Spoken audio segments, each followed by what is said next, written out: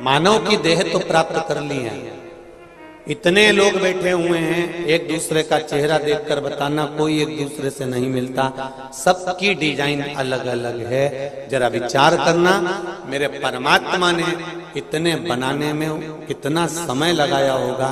तो पार्वती जी शिव जी से कहती है एक सांचा बना लो, उसमें ढाल लो, सारे गणेश जी एक जैसे दिखेंगे, सारी मूर्तियां एक जैसी नजर आएगी, सारा मनुष्य एक जैसा दिखेगा। इतने में पार्वती जी से शिव जी ने कहा मैं प्रयास कर रहा हूं सांचा बनाने का, तो फिर क्यों नहीं बनाते, ये नए नए डिजाइन के क्यों पैदा कर देते हो। शंकर जी बोले हर बार सांचा बनाने का प्रयास करता हूं कि अब की बार सही पुतला बन जाएगा, इसके जैसे दूसरे बनाना चालू कर दूंगा। पर जन्म देने के बाद उसको जब पृथ्वी पर भेजता हूं, माता के गर्भ में उल्टा लटका रहता है, दोनों मुष्टिकाएं बंद होती है और कहता है मुझे गर्भ से बाहर निकाल दो, मैं भजन करूंगा भजन करूंगा, और गर्भ से निकलकर मैं तो भोजन करूंगा भोजन करूंगा चालू हो जाता है। तो बड़ा सोचना पड़ता है। भगवान कहते हैं मुझे सोचना पड़ता है कि मैंने बनाया सांचा था, मैंने सोचा था कि अब इसके जैसा सारा संसार बना दूंगा, पर मुझे क्या मालूम था कि ये नीचे जाके फिर गड़बड़ हो जाएगा। भेजा था भजन के लिए, लग जाएगा भोजन में, भेजना था सत्संग में, पहुंच गया सिनेमा में।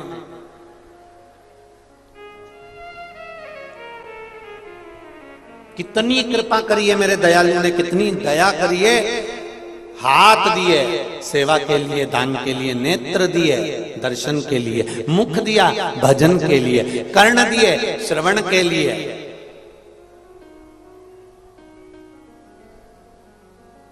तो एक व्यक्ति ने पूछ लिया गुरुजी फिर ये पेड़ भी तो उसी ने दिया है, तो हमने कहा दिया, उसमें क्या दिक्कत है, शरीर पूरा उसने बनाया है तो पेट भी उसने दिया। तो गुरुजी पेट भरने के लिए कुछ तो करना पड़ेगा। तो हमने कहा इस व्यासपीठ से हमने कभी मना करी कि तुम काम मत करो, बोलो री जी कभी बोला? हमेशा एक बात बोलिए, कर्म करते रहो, कर्म में अग्रण्य रहो, मेहनत करते रहो, मेहनत में अग्रण्य रहो।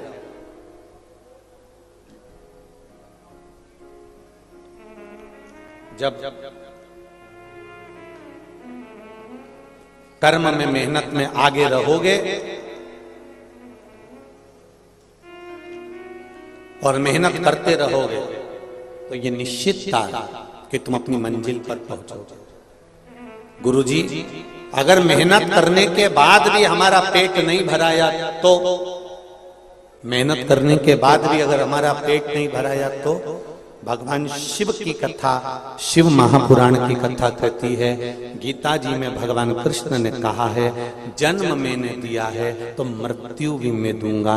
अगर तेरे जन्म से पहले माँ के स्तनों में दूध दिया है तो मरते तक भी तेरे प्राण छूटने पर भी अग्नि में दूंगा। क्यों चिंता करता है, चिंता क्यों करता है? कोरोना महामारी के समय पर सब अपने अपने घर के अंदर बैठे हुए थे और वो हॉस्पिटल में काम करने वाले डॉक्टर भी अगर किसी मरीज को देख रहे थे तो पूरी सेफ्टी के साथ देख रहे थे। बोलो सही है कि गलत है? पर उन डॉक्टरों के हॉस्पिटल में डॉक्टर भी अपना काम कर रहे हैं, पर उनके साथ में जो छोटे छोटे लोग जो झाड़ू लगाने वाले हैं, पोछा लगाने वाले हैं, स्वीपर हैं, सफाई करने वाले हैं, जिनको भगवान श्री हरि ने अपना बनाकर रखा है, जिनको अपना बनाकर रखा है, ऐसे भगवान श्री हरि के जो स्वरूपवान हैं, ऐसे छोटे छोटे जिनको हम लोग नकार देते हैं, जिनको हम कह देते हैं हम ब्राह्मण, हम क्षत्रिय, हम वैश्य, ये शूद्र हैं, उस जगह पर अगर देखा जाए तो जो छोटे छोटे थे झाड़ू लगाने वाले, पोछा लगाने वाले, वो इतना नहीं डर रहे थे। घर का बेटा अंतिम संस्कार करने नहीं आया तो मेरा नारायण उनका रूप रख कर आया और वो अंतिम संस्कार कर गया। इसलिए उनको हरि के जन कहते हैं, जो परमात्मा का स्वरूप है। और आज के जमाने में हम उनको नकार देते हैं। आज के जमाने में हम कह देते हैं ये ब्राह्मण है, ये क्षत्रिय है, ये वैश्य शूद्र है। हमने भेदभाव की भावना उत्पन्न कर ली है, पर हमारा सनातन धर्म कभी भेदभाव नहीं देता। हमारा सनातन धर्म कभी ये नहीं कहता कि ये बड़ा है कि वो छोटा है। हमारा सनातन धर्म कहता है ये मनुष्य का जो शरीर है, ये मानव का जो शरीर है, ये परमात्मा ने दिया। परमात्मा ने ये कहकर नहीं भेजा कि तुम ये बनोगे कि वो बनोगे। परमात्मा ने तो केवल अपना एक मानव का शरीर दिया था, सनातन धर्म में जन्म दिया था, सनातनी बनाकर पैदा करा था। और उस परमात्मा ने कहा था कि जिस समय पर जिस पल जो जरूरत पड़े उस समय पर वो कर्म कर दे।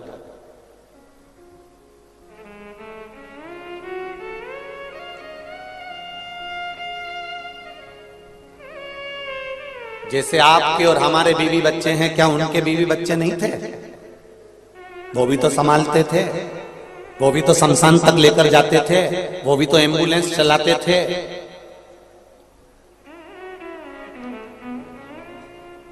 पूरा पुलिस वर्ग, पूरा प्रशासन कोरोना महामारी में आप सब अपने घर में थे और पूरे पुलिस कर्मचारी रोड पर 24 घंटे खड़े रहते थे। क्या उनका परिवार नहीं होता था? क्या उनका घर नहीं होता था? जरा विचार करिए, क्या उन्होंने मेहनत नहीं करी? हमने नकार दिया हर एक व्यक्ति को। हमने केवल ये सोचा कि मैं और मेरा परिवार, मैं और मेरा कुटुंब, मैं और मेरा। पर शिव महापुराण की कथा करिए, यही भेद तो हमारे सनातन धर्म को काट रहा है।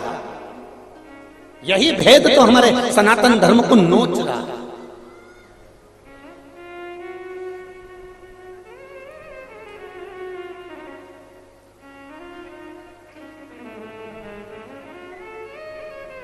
सबसे बड़ा सुख है हमारी एकता में, सबसे बड़ा आनंद है हमारी एकजुटता, हमारा संगठन,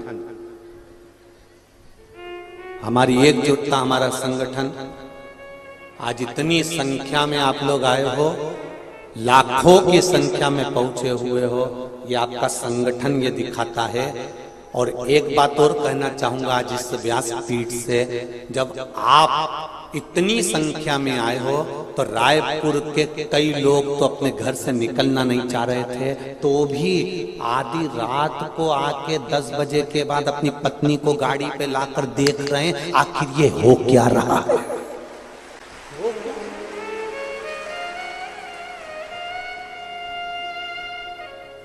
मुझे तो मालूम नहीं था, रात्रि के समय वो विकास उपाध्याय जी के यहाँ शिव जी का मंदिर है, तो बाबा के मंदिर का दर्शन करने के लिए हम गए थे।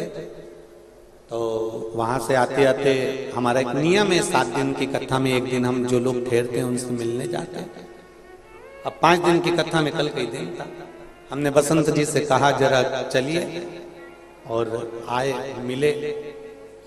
तब मालूम पड़ा कि पूरी रोड पर जितने दिन में है उतने रात को 11 बजे तक, और क्या सेवादार सेवा दे रहे थे, ना जाने कौन कौन सी संस्थाओं के नाम बोलूं, मैं गाड़ी में तो पढ़ भी नहीं पा रहा था। ऐसी ऐसी संस्थाएं, ऐसे ऐसे मंदिर वाले, ऐसी ऐसी समितियां, कोई पोहा बांट रही है, कोई खिचड़ी बांट रही है, कोई चाय बांट रही है, कोई समोसा बांट रही है, कोई कचौड़ी, कोई पूड़ी, कोई सब्जी, कोई चाय।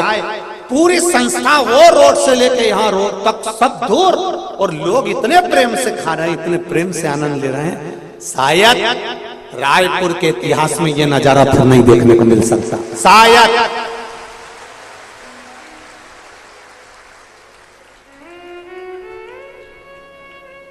ये नजारा देखने को नहीं मिल सकता जो देख लिया आप।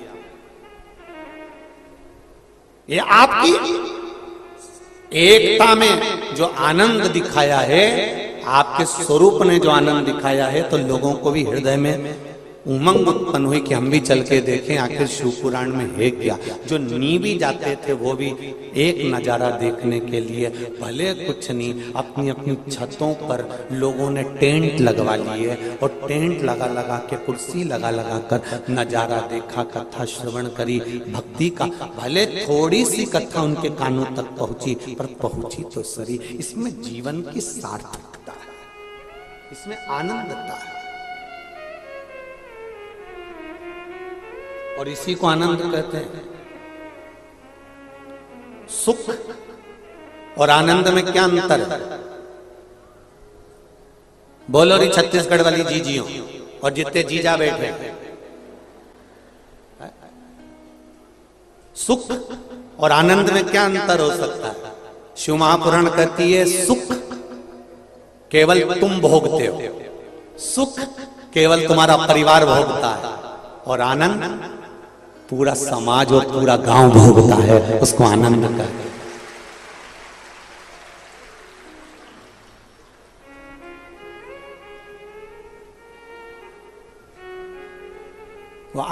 बसंत कुमार जी ये कथा को छोटे रूप में भी करा सकते थे, कह सकते थे गुरुजी हम कथा करवाएंगे तो हम हमारे हॉल में सुनेंगे, हमारे घर में सुनेंगे। तो वो सुख था, वो केवल सुख था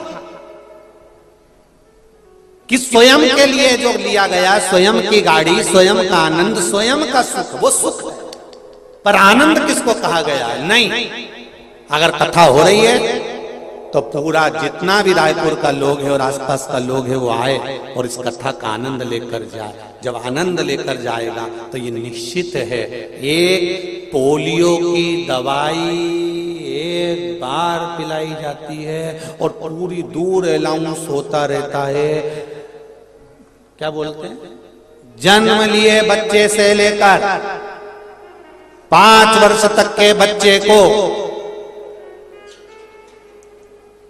पोलियो की दवाई निशुल्क पिलाई जाएगी। जो बच्चा पोलियो की दवाई नहीं पिएगा वो हाथ पैर से विकलांग, बोलो बोलो जम के, हो जाएगा। तो जैसे ये गवर्नमेंट कहती है कि जन्म लिए बच्चे से लेकर 5 वर्ष तक के बच्चे को पोलियो की दवाई पिलाई जाएगी, जो नहीं पिएगा वो हाथ पैर से विकलांग हो जाएगा, वही तो हम भी कह रहे हैं। जिसका जन्म नहीं हुआ, जो गर्भ में पड़ा हुआ है, उससे लेकर जो मर रहा है उस तक के व्यक्ति को शिव महापुराण की कथा सुनाई जाएगी। पोलियो की दवाई नहीं पियोगे तो हाथ पैर से विकलांग हो जाओगे, और शिव महापुराण की कथा नहीं सुने तो अपनी चित्त वृत्ति से, अपने सनातन धर्म से भी तुम विकलांग हो जाओगे। इसलिए सुनो और अपने जीवन में धारण करो। ये जीवन का रसतत्व देने वाली है, ये आनंद देने वाली है। क्या मिला है? जितने लोग इस कथा को सुन रहे हैं, चाहे रोड पर बैठ के सुने, चाहे कहीं एक और बैठकर सुने, चाहे बिल्डिंगों पर बैठकर सुने, चाहे पंडाल में सुने, चाहे आस्था चैनल, चाहे फेसबुक यूट्यूब पर सुनो, क्या मिला, क्या दिया भोलेनाथ ने तुमको, ये हमको नहीं मालूम, पर इतना जरूर जानते हैं, ये मेरा विश्वास कहता है कि मेरे भोलेनाथ ने तुमको क्या दिया और 3 महीने में क्या देगा, ये अगली कथा के जो पत्र आएंगे उसमें तुम्हारा पत्र बताएगा कि क्या दिया तुमको, शिवजी ने क्या प्रदान करा तुमको। इतनी लंबी कथा में हम बहुत सारे पत्र नहीं पढ़ पाते। जो पत्र सामने आता है उसको पढ़ लिया, रख दिया। बहुत सारे पत्र हैं, एक नहीं। संतान जिनके यहाँ हुई है उनके कम से कम 50-100 पत्र आते हैं। जिनको थोड़ा बहुत भी आराम लग जाता है उनके भी 100 पत्र आ जाते हैं। छोटा मोटा पत्र पढ़ते हैं, बाकी के सारे पत्र नियम है। इन पत्रों को हम लेकर नहीं जाते। इन पत्रों को पीछे ढेर लगा होगा, या पीछे ढेर लगा होगा पत्रों का। सब पत्र आपके गांव के लोगों के लिए, आपके लिए छोड़ कर जाते हैं। और इन पत्रों को एक बार जब भी मौका मिले, मेरा निवेदन है उन पत्रों को जरूर पढ़ना और उनको फैलाकर उनका फोटो भी भले तुम खींच लेना। इन पत्रों में जितने भी पत्र हैं, सब पत्रों में जो आपको बाबा ने दिया है उसका व्याख्यान वर्णन आपने इन पत्रों में किया है। निवेदन करते हैं, ना हमको चमत्कार करना आता है, ना हमको मंत्र साधना आती है, ना हमारे पास में कोई बेल ना बहुती। हमारे पास तो केवल एक ही है सारी समस्या का हल, एक लोटा जल। वो भी हमें दूसरे के हाथ का नहीं, स्वयं चढ़ाइए, स्वयं खाएंगे, स्वयं का पेट भराए, स्वयं खाएंगे, स्वयं का पेट भराए, स्वयं भजन करेंगे, भजन का बल भी स्वयं प्राप्त हो। अपने लिए करो, अपने लिए। कोई दूसरा नहीं देगा। महाराज खूब आनंद के साथ में सुख में और आनंद में अंतर है। सुख खुद के लिए भोगा जाता है और आनंद सबके बीच में लिया जाता है। जैसे यीशु महापुराण की कथा, यह आनंद का विषय है, आनंद का विषय। जब एक बूढ़ा बाप, जब एक बूढ़ा पिता वसीयत लिखता है ना, जब एक बूढ़ा बाप वसीयत लिखता है, सबको लिख देता है, बस एक को नहीं लिख पाता है। वो कोई दूसरा नहीं होता। बूढ़ा बाप सबको वसीयत में सब सामान लिख कर दे देता है, पर वो बूढ़ा बाप एक को कुछ नहीं दे पाता है। और वो किसको? अपने आप। कमा कमा कर मर गया। जब खाने की उम्र थी तब कमाने में लगा हुआ था, और अब जब आराम की उम्र आई है कि थोड़ा बहुत खा लूंगा, तो बीपी और शुगर ने ऐसा डामाडोल करके रखा है कि एक लड्डू भी नहीं खा सकता। शादी में जाता है, केवल लिफाफा देकर आ जाता है, नहीं खा पाता। ये जीवन। मेरा जितने नवयुवक बेटा बेटी बैठे हैं यहाँ, जितनी बहुएं बैठी हुई हैं, भले दूसरी कथाओं में बुजुर्ग लोग जाते होंगे, बूढ़े लोग जाते होंगे, पर मेरा विश्वास कहता है यहाँ छोटे से छोटे बच्चे से लेकर बुढ़े से बुढ़ा व्यक्ति कथा श्रवण करने आता है। यहाँ नवयुवक बेटा बेटियां, यहाँ मेरे भाई बैठे हुए हैं,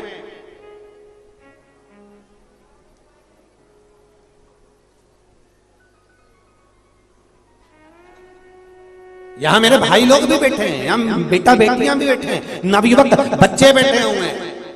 मेरा उनसे एक ही कहना है, तुम मेहनत करो, कर्म करो, पढ़ाई करो, विद्याध्ययन करो, तुम घर संभालो, परिवार संभालो, पर उसके साथ अपने जीवन की खुशियों को मारना नहीं, अपने जीवन की खुशियों को अलमस्त जियो। जब बुढ़ापा आ जाता है ना, तो ये पहनने के कपड़े भी अच्छे नहीं लगते, हौरी कौन पहने, क्या करेंगे। अब बुढ़ापे में भी कहते हैं कौन देख रहा हो, अपन तो जैसा पहन लो। जय जोहार।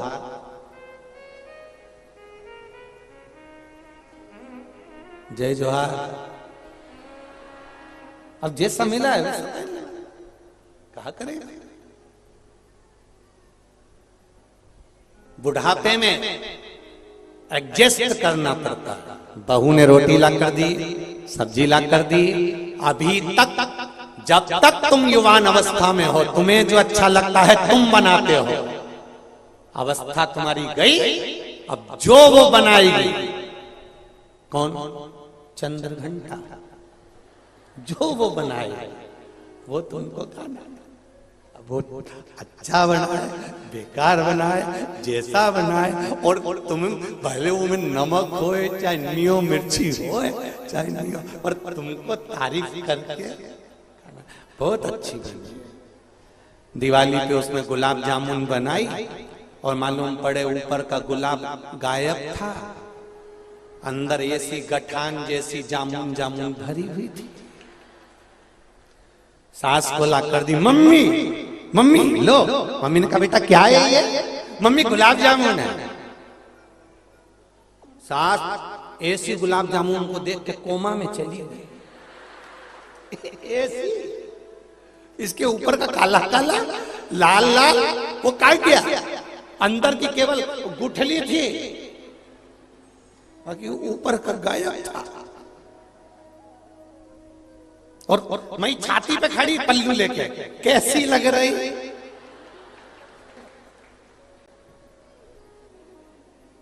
खाओ तो। अब बेचारी आदि तो कोमा में पड़ी है, कैसे खाओ? इतने में सास ने पूछ लिया मावा कहां से आया था? इनसे मंगवाया था। अच्छा, मेरा बहुत मन कर रहा था एक बार गुलाब जामुन बना के खिलाऊं तुमको। सास ने बोला अभी खिला दे, मना नहीं है, पर मैं मर जाऊं ना, उसके बाद में पंडित जी को जब भोजन कराने बुलाया 16 श्राद्ध में, तब कभी मत खिलाना। उसने पूछा मम्मी क्यों? मम्मी बोली मैं कहीं पे भी होंगी ना, मैं से बद्दुआ दूंगी। ऐसे गुलाब जामुन खिलाई, ऐसे खिलाई। अरे भगवान, आज तो विराम का दिवस है? आनंद के साथ आप सब श्रवण करो अपने जीवन की सार्थकता। अवस्था आपको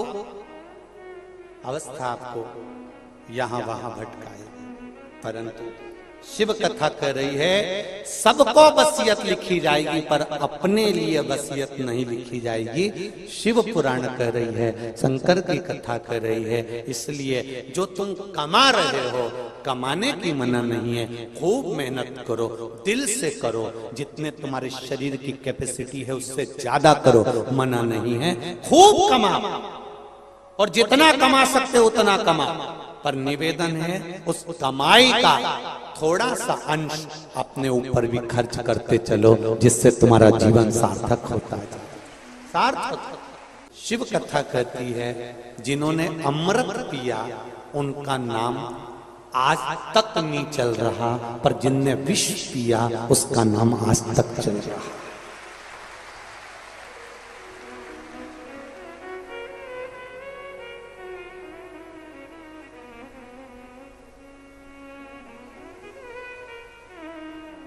जिनने अमृत पिया उसको कौन याद कर रहा है ये नहीं मालूम, पर जिसने विष पिया उसका नाम पड़ गया नीलकंठ महादेव, नीलकंठेश्वर महादेव, नीलकंठ महादेव।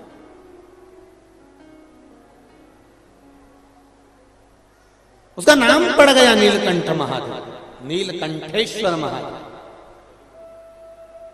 विचार करिएगा जरा, शिव तत्व को जानिएगा जरा, भगवान शंकर का अनुमोदन ध्यान में रखिएगा। विष पीने वाले को आज तक याद किया गया। थोड़ा जिसने जिंदगी में कष्ट उठा लिया, जिसने जिंदगी में थोड़ा सा दुख उठा लिया, देखो एक पत्थर मार्बल का एक टुकड़ा, मार्बल आपके घर में लगा होगा जमीन पे, मार्बल का एक टुकड़ा जमीन में लगता है और मार्बल के एक टुकड़े की मूर्ति तराशी जाती है। दोनों में क्या अंतर है? एक मार्बल जमीन में लग रहा है और एक मार्बल की मूर्ति तराशी जा रही है। क्यों? पत्थर ये भी वही है और वो भी वही है, बस अंतर उतना है कि जिसने चोट को सहन कर लिया वो मंदिर में भगवान बनकर पूजा गया है, जो सहन नहीं कर पाया वो जमीन पर रखा, वो जमीन पर रखा। जिसने चोट को सहन कर लिया वो पूजा गया, और जिसने चोट सहन नहीं करी, कई बहुओं की आदत रहती है, सास ने गाली दी, इसने पलट कर जवाब दे दिया। नहीं नहीं, बिल्कुल मत देना। सास अगर गाली देना तो पलट कर जवाब बिल्कुल मत देना, बल्कि खुश होना, बड़ी प्रसन्न होना कि मैंने ना जाने कितने कितने पाप करे होंगे, आज मेरी सास ने गाली देकर मेरे पूरे पाप को धो दिया। देन दो।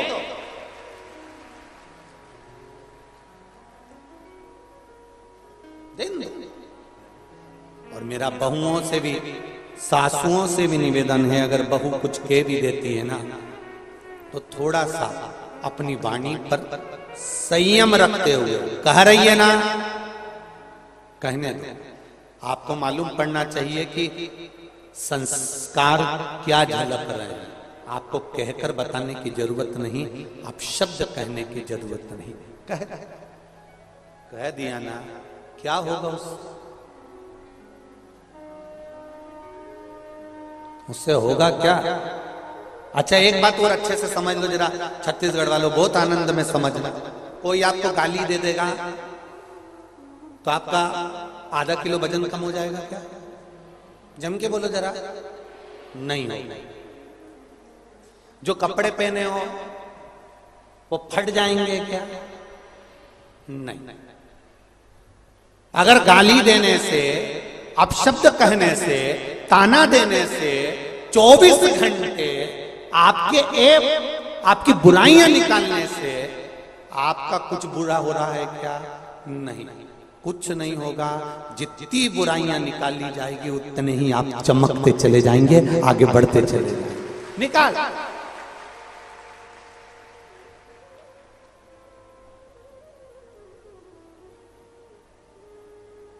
निकालो निकालो। एक कथा आपको पहले सुनाई थी। एक राजा के शरीर में रोग हो गया, शरीर की चमड़ी टपकने लगी, कौड़ का रोग हो गया, पूरा शरीर गलने लगा। राजा बड़ा दुखी हो गया, डॉक्टरों को दिखाया, वेदों को दिखाया, पर आराम नहीं लगा। आखिरी में डॉक्टर के यहाँ से दिखाते दिखाते जब थक गया, तब वो फिर गया अपने गुरुजी के पास में। गुरुदेव, मेरे शरीर में रोग हो गया है, मैं बीमार पड़ गया हूँ, मेरा शरीर गल के नीचे गिर रहा है, मेरा शरीर टपक रहा है, गुरुदेव कुछ कृपा करो। गुरुजी ने कहा, तेरा बड़ा भाई था? हाँ। बड़ी भाभी? हाँ। बड़ा भाई तो मर गया, पर भाभी है? गुरुजी बोले, जहां भाभी सोती है उसके कमरे के बाहर चुपचाप से दरी बिछाकर सो जाना, किसी को मत कहना, तू ठीक होना चालू हो जाएगा, किसी को बोलना मत, जा सो। वो रोज जाता, दरी बिछाता, सो जाता, रोज जाता, दरी बिछाता, सो जाता। एक नौकरानी ने देख लिया, नौकरानी ने दूसरी नौकरानी से कहा, उसने तीसरी से कहा, चौथी से कहा, पूरे नगर में बात फैल गई, राजा इतना बड़ा खोड़ला है कि अपनी भाभी के कमरे में जाकर सोता है। लोगों ने अपशब्द कहना चालू कर दिए, ताने देना चालू कर दिए, गालियां देना चालू कर दी, आड़ा टेढ़ा बोलना चालू कर दिया। धीरे धीरे धीरे धीरे राजा का शरीर ठीक हो गया। गुरुजी के चरणों में जाकर बोला, गुरुदेव मैं ठीक हो गया, मैं ठीक। पर गुरुदेव, सारे डॉक्टरों की दवा काम नहीं आई, आपने केवल भाभी के कमरे के बाहर सोने का बोला और मैं ठीक हो गया। ऐसे कैसे हो गया? गुरुजी ने कहा, राजन तेरा पाप बहुत बढ़ गया था, उस पाप को कम करवाने के लिए पूरे नगर में तेरी बुराई करवाई है। जितना लोग तुझे गाली देंगे, अपशब्द कहेंगे, ताना देंगे, तू उतनी जल्दी ठीक हो जाएगा। गुरुदेव आपकी कृपा।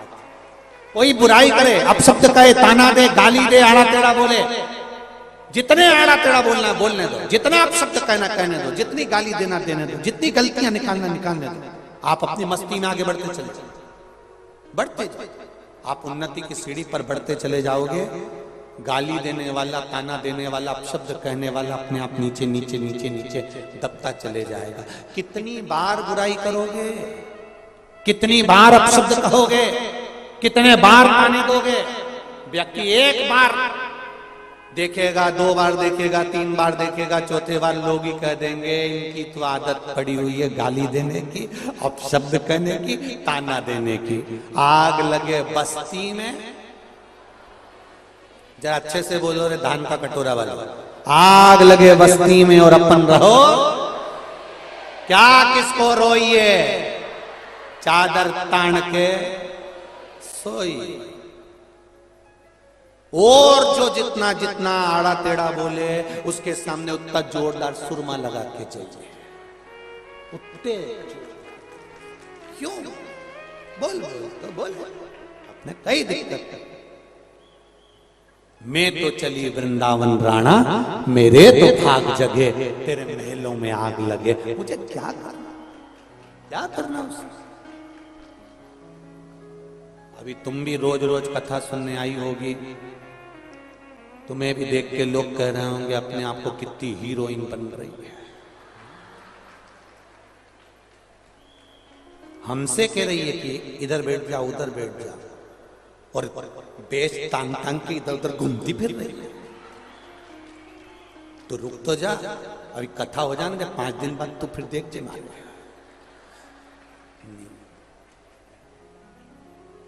कुछ नहीं कहना, उसने बोल दिया, बैठ गए। शिव महापुराण की कथा 5 दिन की हो गई। किसी के मन में कोई भेद हो, कोई विवाद हो, कार्यकर्ताओं के मन में एक दूसरे के प्रति कहीं कोई गलत बात आ जाए, तो शंकर जी की कथा जैसी पूरी हो, अक्षतम केशवम जैसे ही हो, वैसे ही कह देना मैंने 5 दिन की कथा का जो भी पाप कर्म हो, कहीं गलत बोल दिया हो, गलत सोच लिया हो, गलत विचार कर लिया हो, सब छोड़ और फिर वापिस मेरा ध्यान का कटोरा एक हो जाए, ऐसा करता बस, और कुछ नहीं।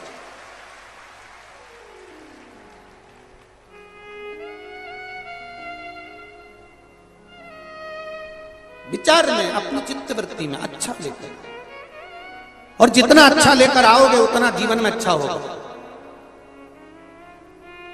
विष पीकर भी महादेव नीलकंठ कहला गए, अमृत पीकर भी देवताओं का नाम आज तक नहीं आया।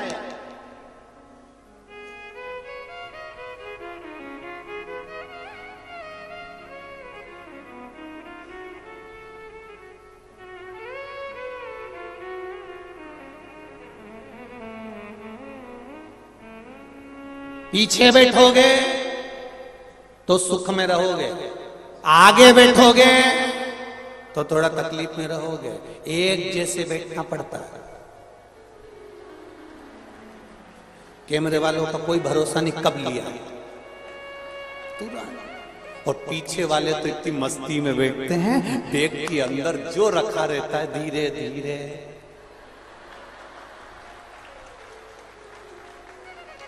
कुतुर कुतुर धीरे धीरे। और इनने देख लिया भजन आया, और भजन में ही नहीं आया, और जैसे ही महाराज बोले हार हार, पीछे वालों को मालूम नहीं पड़ेगा, तो आगे जो बैठे नहीं उनको बड़ा ध्यान रखना पड़ता है। और जैसे ही कैमरा सामने आया, वैसे पड़ोसी भी कौन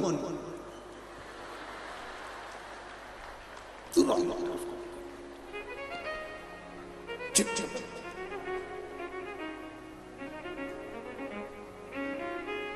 बहुत ध्यान रखना, बहुत।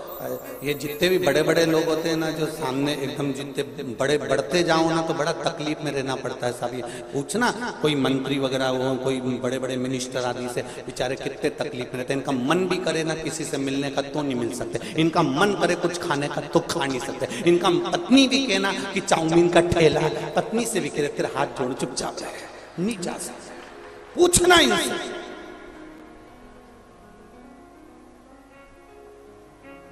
हम हमारी के ट्रेन में बाथरूम के लिए भी नहीं जा सकते, वहीं कैमरा लेके खड़े। हे भगवान, अब बाथरूम का गेट बंद कर के एक सेल्फी, तो हम भी कहते बंद तो कर ले, ये पहले बंद हो जाए फिर सेल्फी ले। अब बहुत छोटे रहिए, बहुत छोटे। जो ज्यादा बड़ा होता है उसको बहुत सुनकर चलना पड़ता है। घर में 2 बहुएं होती है, एक बड़ी एक छोटी। बड़ी को बहुत संभल कर चलना पड़ता है, संभाल कर परिवार चलना पड़ता है। छोटी काम करे तो ठीक, नहीं करे तो ठीक, अपने कमरे में जाके सो जाए तो ठीक। सास से क्यों कि वो छोटी काम नहीं कर रही, तो एक ही बात कहती अभी छोटी है। और बड़ी अगर ऐसा कर दे तो तू तो अक्ल है ना तेरे में, तू तो बड़ी है ना, तू तो समझदार है ना। शादी घर में और बड़ी बहू पूरा काम करती फिर रही, और छोटी इतनी मेहंदी मंडवा के 4 तकिए पे हाथ रख के यूं पड़ी।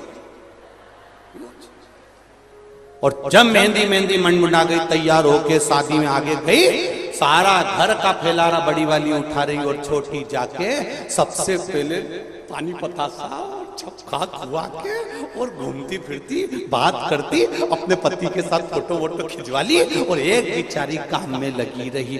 जो ज्यादा संभालने में लगा रहता है उसकी जिंदगी पूरी संभालने में निकल जाती है। इसलिए छोटे बनने में फायदा है। जितने छोटे बनोगे उतना मेहंदी उतना एंजॉय नहीं बनना अपन को ज्यादा बड़े। ना ज्यादा विद्वान बनो, ना ज्यादा ज्ञानी बनो। मेरे राम जी महाराज भी अपने गुरु जी के दरवाजे पर पढ़ने के लिए गए थे।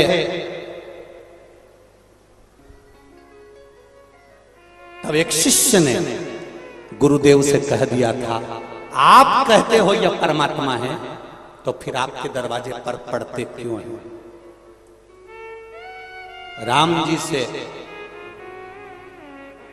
राम जी सामने बैठे हैं और शिष्य कहते हैं, गुरुदेव आप कहते हो यह परमात्मा है।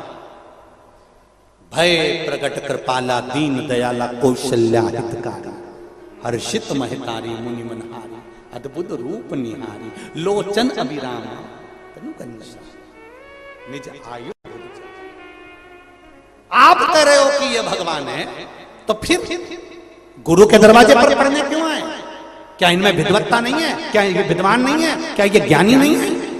इतने में गुरु जी ने कहा अपने शिष्य से, ये भगवान है मैं जानता हूं, पर इसमें सबसे बड़ी बात ये है कि ये छोटे बनकर रहना चाहते हैं, और जितने छोटे बनकर रहेंगे उतने जनमानस के दिल पर राज करेंगे। इसलिए राम जी लंका गए तो शबरी के दरवाजे पर जितने वन में लोग रहते थे, जंगल में रहने वाले के एक एक के घर पर, एक एक के कुटिया में मेरे राम जी महाराज गए। छोटे बनकर आप सबके द्वार पर जा सकते, बड़े बनकर नहीं।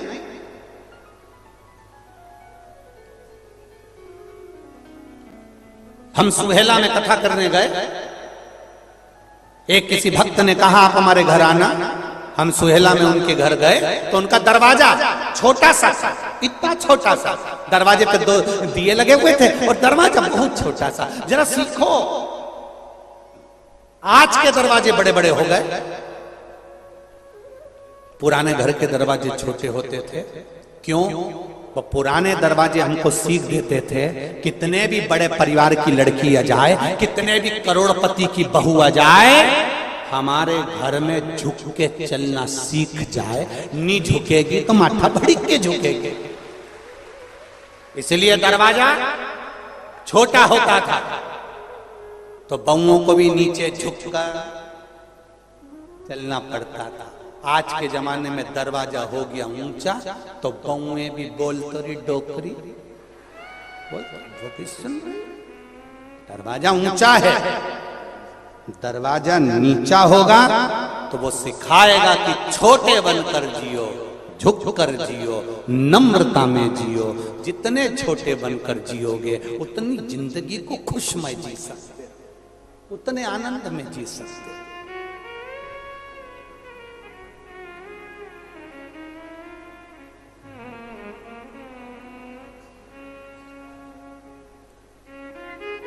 शिव जी समय आया, शंकर भगवान की जो आनंदमय लीला थी वो लीला का गुणगान हुआ।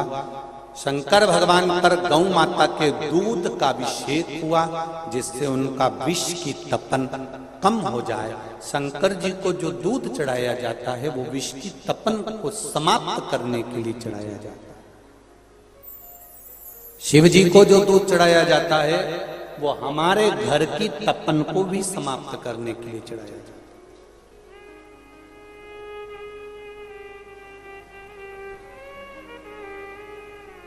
और एक बात बहुत अच्छे से जीवन में उतारना, शंकर भगवान ने कभी ये नहीं कहा कि मुझे 5 लीटर दूध चढ़ाओ या 4 किलो दूध चढ़ाओ या 10 किलो चढ़ाओ।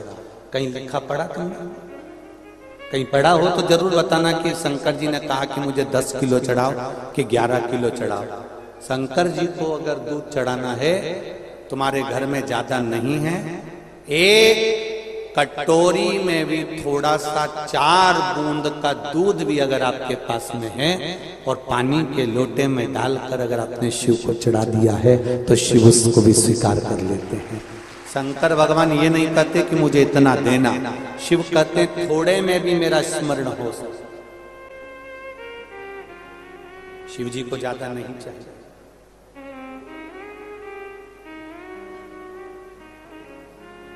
थोड़ा दो पर दिल से दो। एक बेलपत्री शंकर भगवान को दो पर दिल से।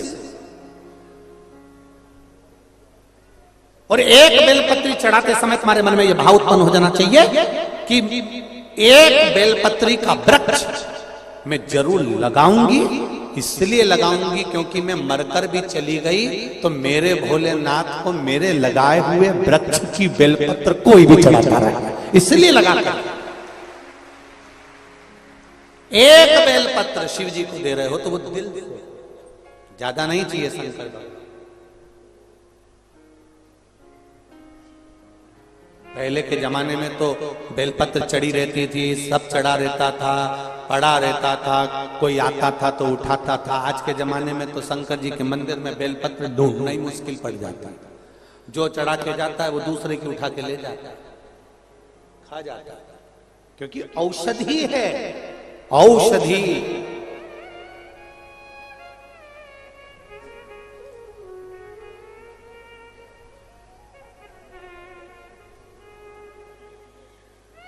दिल में शिव को बिठा। समय आया, आगे वर्णन आया कि एक अंधकासुर नाम का बालक जन्मा शिव जी के नेत्र के अश्रु से, और वो जो बालक जन्मा था वो बहुत उत्पाती था, इसलिए उसको समुद्र में डाल दिया गया था। उसका नाम अंधकासुर हो गया। अंधकासुर ने भी ब्रह्मा जी से वर मांग लिया था कि मैं वर दीजिए, जिस दिन मैं अपनी माता को गलत दृष्टि से देखूंगा उस दिन मेरे प्राण चले जाए। पराये धन को और पराई स्त्री को कभी भी गलत दृष्टि से मत देखो।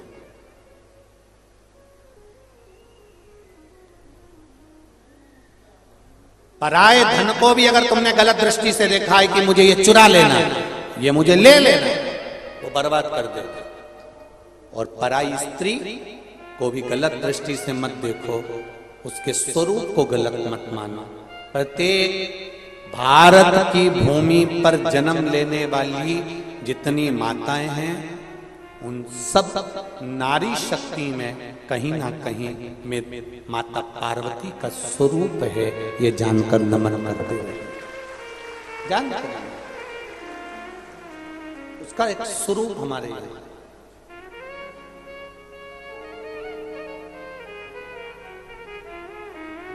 महाराज अंधकासुर ने अपने दूतों से पूछ लिया कि मेरे को विवाह करना है, सबसे सुंदर नारी कौन है उससे मैं शादी करूंगा। सबसे सुंदर स्त्री, सबसे सुंदर नारी, सबसे सुंदर कन्या। इतने में अंधकासुर के पार्षदों ने कह दिया, दूतों ने कह दिया, जो बहुत सुंदर थी उसको तो शंकर जी लेकर चले गए, तो क्या हुआ? शिव तो बूढ़े हैं, उनके जन्म का कौन को मालूम कि कब जन्म हुआ तो कब मृत्यु होगी। राम जी महाराज प्रकट हुए, उनके शरीर छूटा। भगवान कृष्ण का जन्म हुआ, उनका शरीर छूटा। जितने देवताओं का चरित्र निकाल कर देखना है निकाल लीजिए, जो जन्म लिया वो मरा, उसके प्राण गए। चाहे आप रामकृष्ण परमहंस, चैतन्य महाप्रभु, ध्रुव, प्रहलाद, गौतम बुद्ध, महावीर स्वामी, ऋषभ देव जी, रविदास जी, मीराबाई, कर्माबाई, तुकाराम, जितने जन्म हैं उनके जाने का भी चरित्र है। पर कहीं ये चरित्र कहीं लिखा हो तो मुझे जरूर भेजना कि शंकर भगवान का जन्म हुआ था और शंकर भगवान प्राण भी छोड़े थे या मरे थे या प्राण छूट गए होंगे। वो ना तो जन्मा है और ना वो मरा है, वो तो स्वयं प्रकट है। इसलिए उसका नाम देवाधिदेव महादेव शंभू है। उसको लोग शंभू कहते हैं। शंभू का मतलब क्या होता है? स्वयंभू। शंभू का मतलब क्या? बोलो बोलो, जम के बोलो जरा। स्वयंभू। उसको लोग शंभू कहते हैं। स्वयंभू है, वो स्वयं प्रकट हुआ, ना जन्म लेता है ना वो मरता है। इसलिए अमरनाथ की गुफा में बैठकर भी अमर कथा सुना देता है। दुनिया में केवल एक है जो मरने वाले को भी गुरु मंत्र देकर, तारक मंत्र देकर उसको भी तार देता है, वो केवल देवाधिदेव महादेव है। क्योंकि मरे ही नहीं, प्राण छूटे ही नहीं, अजर अमर है, वो जाता ही नहीं। छत्तीसगढ़ की ये पावन धरा पर जो शिव महापुराण की कथा चल रही है, जितने श्रोता भाई बहन आस्था चैनल पर, फेसबुक, यूट्यूब पर कथा सुन रहे हैं और जितने छत्तीसगढ़ की भूमि पर सुन रहे हैं, मैं आपको नमन करता हूं। आपके भीतर का विश्वास इतना जाग चुका है, आपके भीतर का बल विश्वास इतना है कि आप जानते हो किसी को भटकाने की जरूरत नहीं पड़ती। आज के जमाने में कि सियोर वाला महाराज तुमको भटका देगा या संसार का कोई व्यक्ति तुम्हें भटका देगा। सब पढ़े लिखे हो, सब दो रोटी खा रहे हो, सब आनंद की जिंदगी जी रहे हो, तुम्हें मालूम है कि तुम्हारा अच्छा और पूरा किस चीज में है। इसलिए निवेदन है, शंकर के मंदिर में एक लोटा जल चढ़ाना कोई प्रपंच नहीं होता, कोई ढोंग नहीं होता, दिखावा नहीं होता। यह हृदय का विश्वास है कि शिव को प्रकट कर, यह आपका विश्वास। कई लोग कहते हैं शिव मंदिर में जाने का बोलते हो, आप गुरुजी बोलते हो कि शंकर जी के मंदिर जाओ, शंकर जी के मंदिर जाओ, शंकर जी के मंदिर जाओ। कभी नहीं बोलते कि शिव हो रहा, क्या करेंगे, अभी इतने सारे आ गए, सब हिल गए। तुम सियोर आते हो तो वहां भी हिल जाते हैं, कहा करोगे? आप कहते हो शिव मंदिर जाओ, क्यों कहते हो? हमारा एक निवेदन, हमने अपनी जिंदगी में बचपन में देखा है, आपने भी बचपन में देखा होगा। जितनों ने बचपन में देखा है इस कथा को सुनकर हाथ जरूर उठाना। एक चुंबक को दूसरे लोहे के साथ चिपका के रख दो, 2-4 दिन, 8 दिन, 15 दिन, फिर चुंबक हटा दो, जो लोहे का कण है ना उसको फिर फेर के देखना, वो भी दूसरे को खींचना चालू कर देता है। किस किस ने देखा, जरा हाथ उठा। देखा सबने? ये चुंबक का गुण है, रखो। ये हमने बचपन में देखा, जो बचपन में देखा वो हमने इस स्पीड से कहा। एक चुंबक दूसरे लोहे को चिपका लेती है, 15-20 दिन तक चिपका के रखने के बाद चुंबक को हटा दो, चुंबक का गुण उस लोहे में आ जाता है, फिर वो लोहा दूसरी चीज को खींचना चालू कर देता है। उसी तरह आप शिव रूपी चुंबक के पास जाकर चिपको तो आप स्वयं दूसरे को भी आप शिव की शरण में ला सकते हो। ये बल है आप, भक्ति ही आपके पास, भजन ही आपके पास। महाराज अंधकासुर के प्राण हरने के लिए माता पार्वती जी को जो गलत दृष्टि से देखा, पार्वती जी ने प्राण हर लिए। शिव जी ने काल भैरव के रूप में अवतरित होकर काल भैरव बनकर इस अंधकासुर के प्राणों को हरा। आगे जो चरित्र आया है भगवान शंकर की पावन कथा कर तत्व ग्रहण करते हुए वर्णन किया गया कि जीव की जो अनंतता आनंदता है वही शिव। 12 ज्योतिर्लिंग का चरित्र करते हुए वर्णन किया गया सोमनाथ जी का। कहा कि चंद्रदेव को काया का जब रोग हो गया था, बहुत भटक रहा था, तब उस जगह पर भगवान शिव से प्रार्थना करी गई और सोमेश्वर महादेव के रूप में शंकर जी ने आकर काया ठीक करी। शिव जी का नाम सोमेश्वर महादेव पड़ गया। अगला वर्णन आया मल्लिकार्जुन कार्तिकेय बाबा रुष्ट होकर गए, तो जब रुष्ट होकर जाते हैं तो शिव जी माता पार्वती जी के साथ में उनको मनाने के लिए जाते हैं। मनाने के लिए गए, भगवान श्री शैलम पर मल्लिकार्जुन के रूप में विराजमान। अगला वर्णन आया है महाकाल दूषण नाम के राक्षस का संहार करने के लिए भगवान प्रकट। भगवान के प्रागट्य का कारण दूषण नाम के राक्षस का संहार।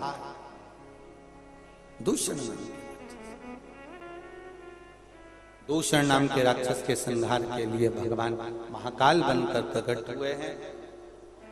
अगला वर्णन आया है ओमकारेश्वर बिंद नामक पर्वत में तप कर कर भगवान शिव को यहां विराजमान किया। फिर वर्णन आया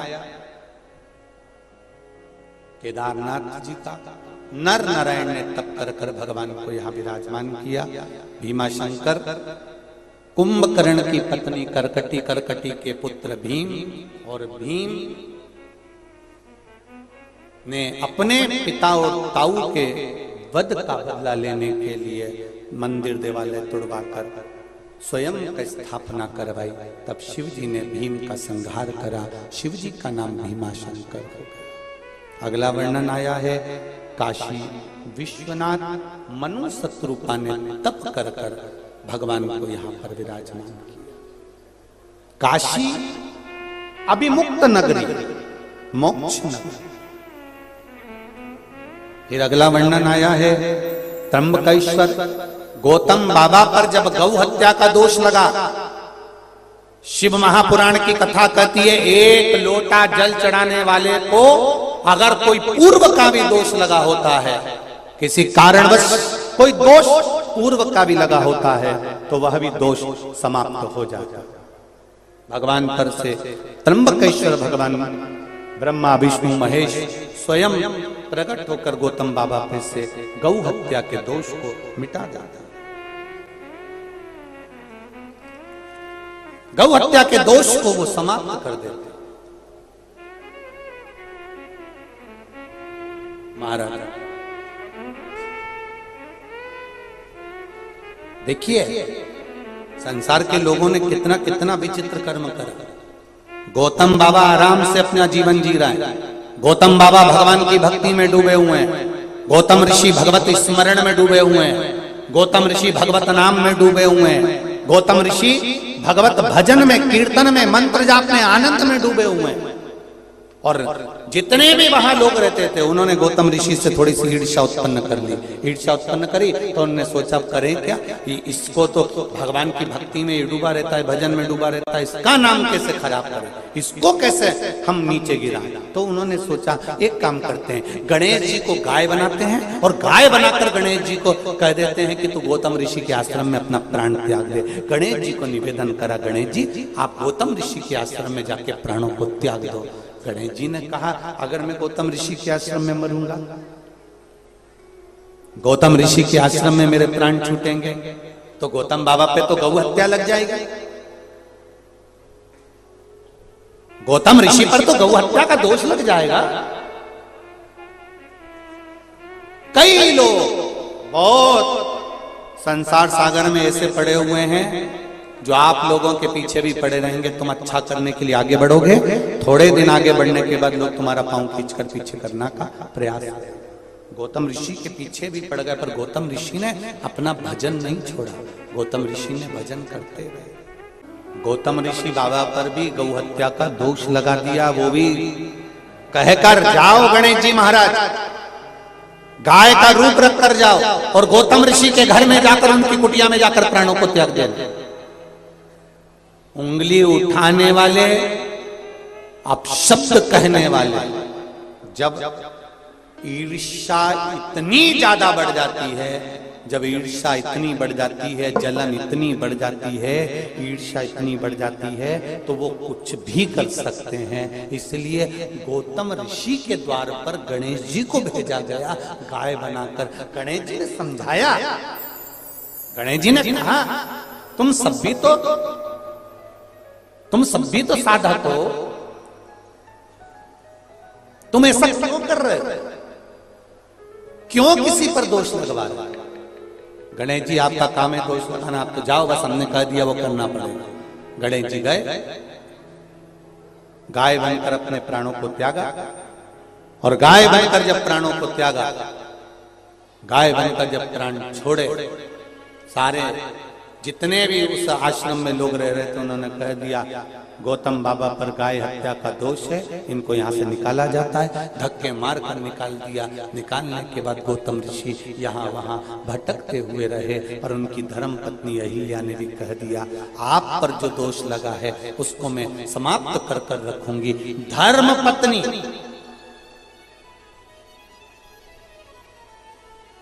धर्म पत्नी, पतिव्रता धर्म का पालन करने वाली धर्म पत्नी आज गौतम ऋषि बाबा को गौ हत्या के दोष से मुक्त करने का प्रयास कर रही है।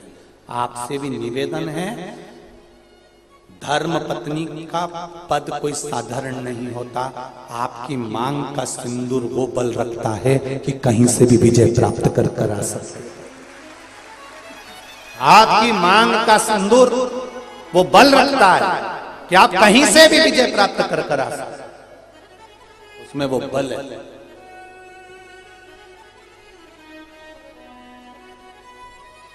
वो बल उसमें।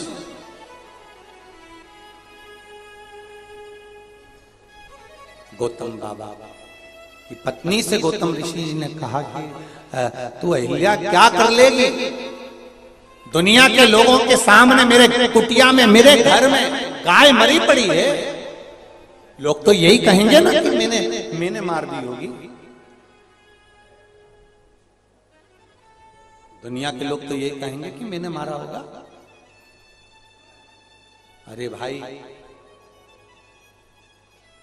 एक संत गौतम ऋषि को, एक ऋषि वर को भी लोगों ने उंगली उठाने के पीछे, एक ऋषि पर भी लोगों ने उंगली उठा दी और जान करके उनके आश्रम में गाय को मारकर पटक दिया। ये संसार के लोगों की चित्तवृत्ति में आना चाहिए कि दुनिया किसी को नीचे गिराने के लिए कितना कितना प्रयास कर सकती है। इसलिए निवेदन है, सावधानी से अपनी जिंदगी जियो। ये संसार कोयले की खान है, इसमें से धीरे से निकल जाना बड़ा कठिन है। बहुत सावधानी से भजन के बल पर निकला जा सकता है, स्मरण के बल पर निकला जा सकता है। भजन, श्री शिवाय भजन के बल से निकल सकता। गौतम बाबा अपनी धर्मपत्नी अहिल्या से कहते हैं कि मुश्किल है कि मैं इस दोष से मुक्त हूं। समझाया ऐसे कैसे नहीं हो सकता। अहिल्या ने ब्रह्मा विष्णु महेश का आवाहन किया, स्मरण किया। माता अहिल्या ने जब ब्रह्मा विष्णु महेश का आवाहन करा, स्मरण करा, उनके पूजन में तल्लीन हो गई, तब ब्रह्मा विष्णु महेश तीनों को आना ही पड़ा। ब्रह्मा विष्णु महेश तीनों को आना पड़ा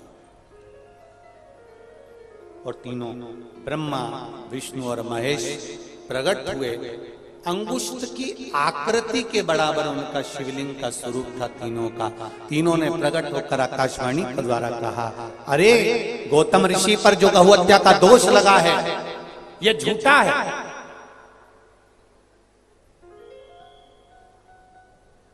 किसी को नीचा दिखाने के लिए लोग इतने नीचे गिर जाए। ब्रह्मा विष्णु महेश ने कहा, ये बड़ी विचित्र बात है। बहुत ध्यान दीजिएगा थोड़ा सा। गाली देने से पहले 50 बार विचार करना कि किसको गाली देना। अपशब्द कहने से पहले विचार करना कि किसको अपशब्द कह रहे हो। ताना देने से पहले विचार करना कि ताना किसको दे रहे हो, किसको दिया जा रहा है, वो विचार करिए। गौतम बाबा के लिए गौ हत्या से दोष से मुक्त करने के लिए भगवान ने त्र्यंबकेश्वर में अवतरित हुए। अगला वर्णन आया है वैद्यनाथ। रावण को लघु शंका लगने पर भगवान वैद्यनाथ जी के रूप में विराजमान। अगला वर्णन आया नागेश्वर। दारुक नाम के राक्षस का संहार करने के लिए भगवान नागेश्वर बनकर प्रकट। आज भी नियम है, स्वप्न में अगर सर्प दिखता है, किसी भी रूप में अगर सांप नजर आता है, तो फिर पान के पत्ते पर या पीपल के पत्ते पर नागेश्वर भगवान का नाम लेकर सर्प बनाकर जया, विषहरा, शामली बारी, दौतली, देव, ये 5 कन्याओं का नाम लेकर बहते पानी में डाला जाता महाराज। फिर अगला वर्णन आया है रामेश्वरम। राम जी महाराज ने भगवान शिव की स्थापना कर पूजन करा, भगवान रामेश्वर के रूप में विराजमान हुए। अगला वर्णन आया है फिर कृष्णेश्वर। सुधर्म नाम के ब्राह्मण की 2 धर्म पत्नियां थी, सुदेहा और घोषमा। सुदेहा के यहाँ संतान नहीं थी, घोषमा के गर्भ से संतान हुई, तो वो सुदेहा को दी गई और सुदेहा ने